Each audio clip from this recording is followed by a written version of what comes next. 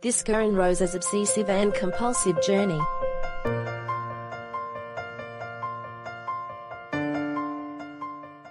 Karen Rosa was a 30-year-old married woman and the mother of 4 children.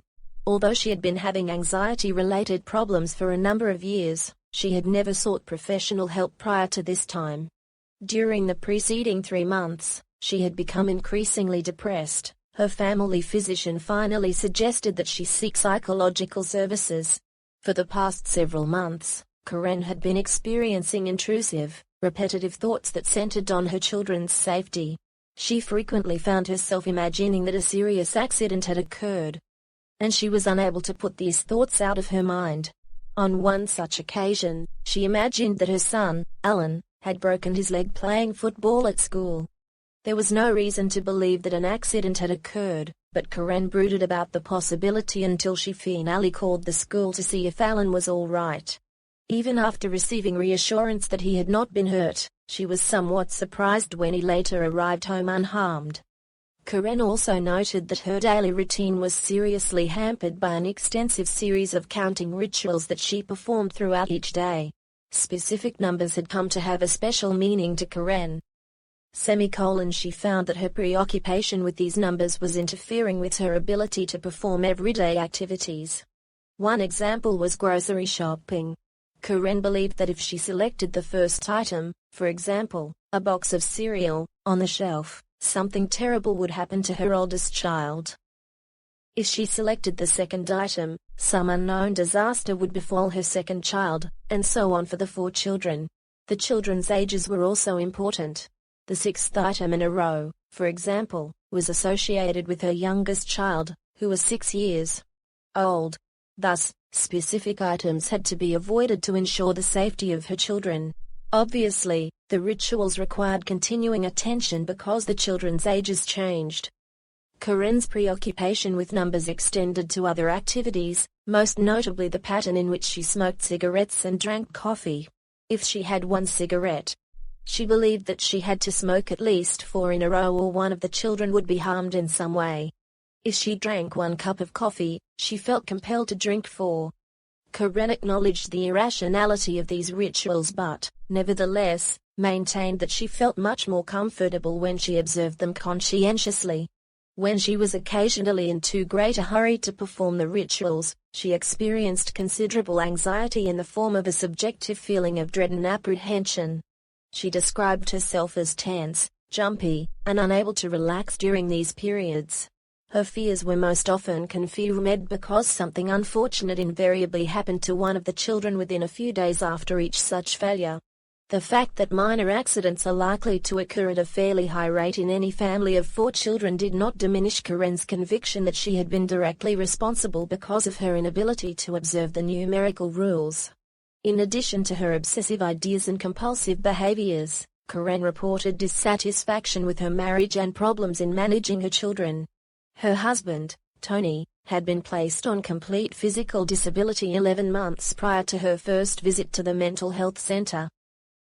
Although he was only 32 years old, Tony suffered from a serious heart condition that made even the most routine physical exertion potentially dangerous. Since leaving his job as a clerk at a plumbing supply store, he had spent most of his time at home. He enjoyed lying on the couch watching television and did so for most of his waking hours. Her days were spent getting the children dressed, fed, and transported to school, cleaning, washing, shopping, and fetching potato chips, dip, and beer whenever Tony needed a snack. The inequity of this situation was apparent to Karen and was extremely frustrating, yet she found herself unable to handle it effectively. The children were also clearly out of her control. Robert, age 6, and Alan, age 8, were very active and mischievous. Neither responded well to parental discipline, which was inconsistent at best. Both experienced behavioral problems at school, and Alan was being considered for placement in a special classroom for particularly disruptive children. The girls were also difficult to handle.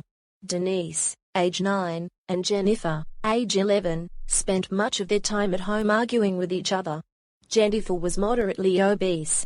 Denise teased her mercilessly about her weight. After they had quarreled for some time, Jennifer would appeal tearfully to Karen, who would attempt to intervene on her behalf. Karen was becoming increasingly distressed by her inability to handle this confusing situation, and she was getting little, if any, help from Tony. During the past several weeks, she had been spending more and more time crying and hiding alone in her bedroom. Karen was raised in New York City by Italian immigrant parents. She was the first of 4 children. Her family was deeply religious, and she was raised to be a devout Roman Catholic. She attended parochial schools from the 1st grade through high school and was a reasonably good student. Her memories of the strict practices of the church and school authorities were vivid. The formal rituals of the church played an important role in her life, as they did for the other members of her family. Beginning at an early age, Karen was taught that she had to observe many specific guidelines that govern social behavior within the church. She was told that her strict adherence to these norms would ensure the safety of her immortal soul, and conversely, that transgressions would be severely punished. When she was 8 years old, Karen and her classmates at school were to receive their first communion in the church. This is a particularly important and solemn occasion for Roman Catholics that signifies the child's advancement to adult status in the church community. Before the child is allowed to partake in communion, however, a complete confession must be made of all prior sins. Karen was told that she was to confess all her sins, regardless of their severity or the time of their occurrence, to her priest, who would prescribe an appropriate penance.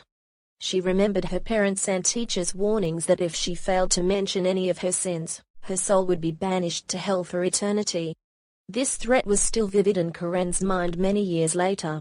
Despite the terror aroused by these circumstances, Karen intentionally failed to tell the priest about one of her sins. She had stolen a small picture book from her classroom and was now afraid either to return it or to tell anyone about the crime.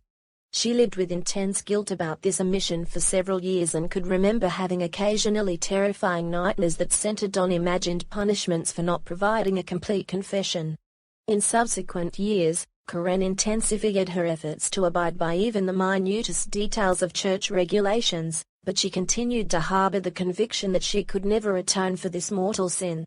Karen remembered her parents as having been very strict disciplinarians. Her mother was apparently a rather unemotional and rigid person who had insisted on the maintenance of order and cleanliness in their household. Beyond her unerring adherence to religious rules and regulations, Karen's mother kept the family on a tight schedule with regard to meals and other routine activities. When the children deviated from these guidelines, they were severely punished. Karen's most positive recollections of interaction with her mother centered on their mutual participation in prescribed church functions. She did not remember her parents ever demonstrating affection for each other in front of their children. Karen married Tony after she graduated from high school, and she became pregnant 2 months later. During this pregnancy, she witnessed an unfortunate accident at her neighbor's apartment. While Karen was chatting with her friend, the woman's infant daughter crawled off the porch and was run over by another child riding a bicycle. The girl was seriously injured and remained in the hospital for several weeks. Shortly after this accident, Karen began experiencing repetitive, intrusive thoughts about injuring herself. At unpredictable but frequent intervals throughout the day, she would find herself thinking about jumping out of windows, walking in front of cars, and other similar dangerous behaviors.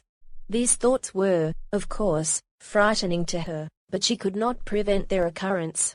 When one of the thoughts did come into her mind, she attempted to get rid of it by quickly repeating a short prayer that she had learned as a child and then asking God for forgiveness for having entertained such a sinful impulse.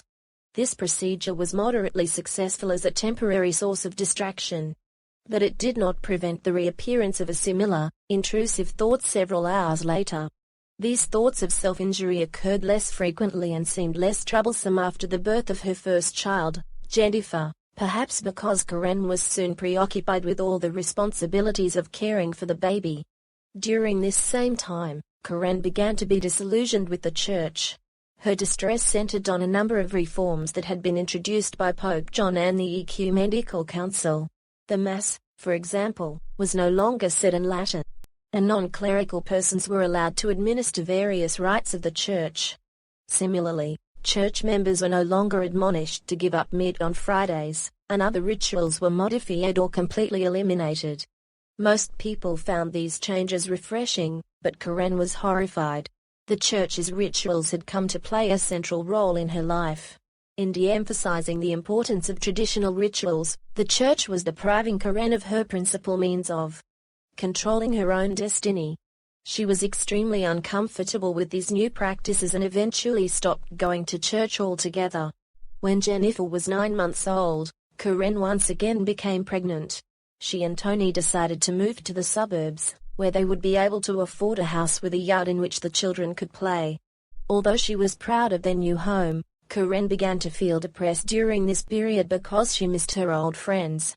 Karen's situation showed little change throughout the next few years. By the time she was 25 years old, she had 4 children. She found this responsibility overwhelming and was generally unhappy most of the time. Her relationship with Tony had essentially reached a stalemate. They were not satisfied with their marriage, but they agreed to stay together for the children. Although they did not fight with each other openly, a sense of covert tension and estrangement pervaded their relationship. Tony refused to participate in what he considered unnecessarily rigid and complicated household regulations, particularly those dealing with the children's behavior. Karen had established very specific guidelines for meals, bedtime, and so on, but found that she was unable to enforce these rules by herself. She remained distant from Tony and resisted most of his attempts to display physical affection. Thus, overall, Karen was chronically unhappy and generally dissatisfied with her life, but she nevertheless clung to her miserable surroundings and established patterns of behavior out of fear that any change would be for the worse. We mentioned that Karen's husband Tony is not working due to health problems. Karen became more and more depressed after Tony began staying home during the day. It was during this time that her fears about the children's safety became clearly unreasonable, and she started performing her counting rituals. Karen realized that her situation was desperate because she felt that she had lost control of her own behavior and experienced considerable anxiety whenever she attempted to resist performing the rituals. At this point, she finally decided to seek professional help. The therapist saw the ritualistic behavior as one part of Karen's overall difficult situation. Karen's counting compulsion represented her attempt to reintroduce a sense of personal control over her own life. In this sense, the rituals were being performed instead of either the more socially acceptable religious activities that she had employed as a child or the more effective social skills that she had apparently never developed. For example, she was unassertive in her relationship with Tony. Instead of standing up for her rights, she would meekly acquiesce to even his most unreasonable demands. At the same time, she would become extremely frustrated and angry with him and would look for subtle ways to even the score. She was similarly unable to convey her appreciation to him on those, admittedly rare, occasions when he did please her. Treatment was therefore initially aimed at the development of interpersonal skills that would give Karen more control over her environment. It was hoped that as she was able to create a more satisfactory relationship with her husband and children, her increased competence would eliminate the necessity of turning to admittedly superstitious, ineffective attempts to achieve self-control. Karen quickly recognized her deficiency in this regard but was unable to change her behavior spontaneously. She and the therapist therefore agreed to pursue a systematic program of assertion training. The initial sessions in this sequence were devoted to a careful assessment of the situations in which Karen was unassertive. She was asked to keep a daily notebook of such situations in which she noted the people involved, the nature of their interaction, and her perception of the situation, including what she thought would happen if she did behave assertively. Having identified typical problem situations, Karen and her therapist role-played several incidents as a way of introducing Karen to more appropriate responses. They also discussed Karen's irrational fears associated with assertion. These thoughts centered on her implicit belief that everyone should love her, and that if she stood up for her own rights, people would reject her. These irrational self-statements were inhibiting the expression of assertive behaviors.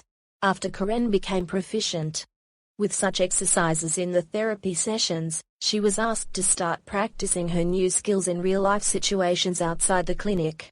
After assertion training had produced some positive results, the therapist began teaching Karen more effective child management skills. These were based primarily on procedures associated with instrumental learning, also known as operant conditioning. She was taught, for example, to ignore her daughters when they were quarreling and to reinforce them positively for playing together appropriately. Her efforts were initially channeled toward behaviors that could be changed easily. The most difficult problems, such as getting the children to stop feasting at mealtimes, were left until Karen had mastered some of the general principles of child management. In addition to these skill training programs, the therapist also discussed Karen's concerns about religion. It was clear that the church was still important to her and that she experienced considerable guilt and anxiety over her failure to attend service regularly. The fact that her children were not involved in church activities was also troubling to Karen. She worried that if any harm came to one of them, God would not protect them. For these reasons, Karen was encouraged to visit several priests at churches in her area in an effort to find one who was more conservative and thus more compatible with her own views. Although most of the local priests had moved toward contemporary practices in their own churches, they did refer her to an older priest church somewhat farther from her neighborhood, who still adhered to several of the traditional rituals she had learned as a child. She made an appointment to visit this priest and was both pleased and relieved after their initial meeting. He was able to discuss with her some of the changes that had been made in the church. In some cases, he was able to explain the rationale behind a particular change in a way that was acceptable to her. This process was, no doubt, facilitated by the fact that he shared many of her concerns about abandoning traditional practices. Karen felt much more comfortable with this priest than she did with the liberal priest who was in charge of the church in her immediate neighborhood. Within weeks, she was once again attending church regularly with her 4 children. The combination of assertion training, parent education, and a renewed interest in church activities did lead to an important improvement in Karen's mood. After 3 months of treatment, she reported an increased sense of self-confidence and an improvement in her family life. There was also some reduction in her anxiety level. She continued to observe her number rituals, but they were somewhat less frequent, and when she did fail to perform the counting routines, she was not as distraught as she had been at the beginning of treatment. At this point, Karen's rituals were addressed directly using a behavioral treatment method known as exposure and response prevention. This procedure involves purposely exposing the person to stimuli that provoke intense anxiety-reducing rituals. Karen was asked to smoke a single cigarette at the beginning of a therapy session. When she was finished with the cigarette, she began to feel anxious and worry about her oldest daughter. She was then instructed to resist the temptation to smoke another cigarette. Thus, the response that she typically employed to neutralize her anxiety and to control the ruminations was prevented. The therapist believed that this type of prolonged exposure to the anxiety-provoking situation would lead to a reduction in Karen's anxiety. The procedure was carried out during 4 consecutive 2-hour sessions. Karen was encouraged to practice the same response prevention procedure on her own between sessions.